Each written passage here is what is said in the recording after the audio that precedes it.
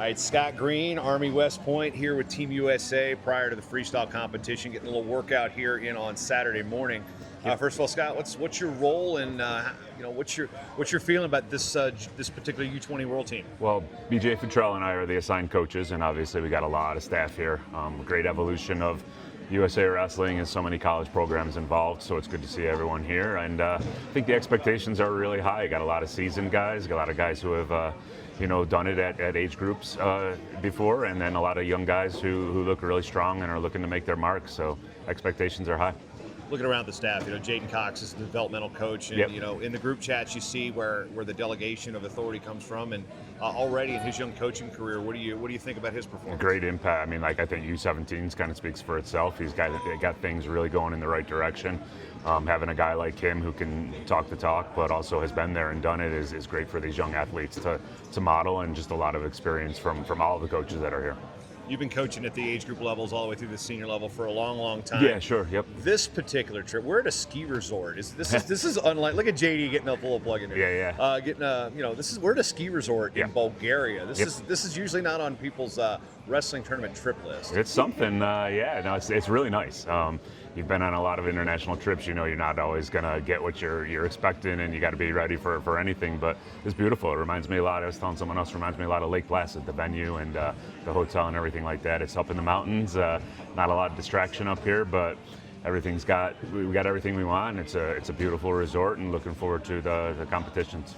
Yeah, explain how the staff works here. When you've got a lot of personal coaches, yep. and you've got the national team staff, and then you've got you and BJ, the assigned coaches. So explain the structure of how practice structure and organizational structure works for an event like this. I think that's evolved over the years, and I think it's a good thing. Like I said before, I can remember going back on trips in the early 2000s, and it was you and the national team coach, and that was it.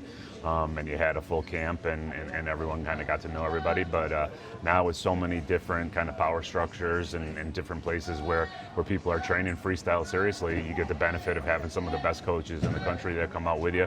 So our job as national team staff is to oversee everything and make sure these guys they have what they need and they're equipped with what they need to get their athletes ready.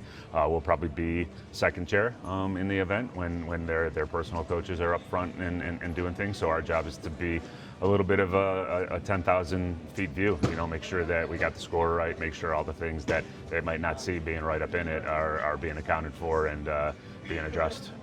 Going back to your days coaching in New York with the age groups and the clubs coming up, sure. Getting guys on these teams were a big part of what you were doing back then. Yeah. Now you're seeing those kids that you were coaching against or coming through on these teams. Crazy. So the fruit of that work is being realized, but looking back at it maybe from a retrospective view, Team USA, where we're at now compared to when you were coaching at the club level, I mean, put that in perspective. I think it's evolved, and I think it has it's obviously everyone that comes here now, whatever style, whatever discipline, is expecting to win a medal, and I don't think that was always the case. I can remember back to getting guys in the teams, like I said, in the early 2000s, and you're just kind of hoping that they got a great experience out of it, got out there and competed and got a good draw, and were able to show that they could compete at the world level. Now these young guys coming up through, they're expecting to win when they get here, so it's awesome to see that evolution over the last 25 years.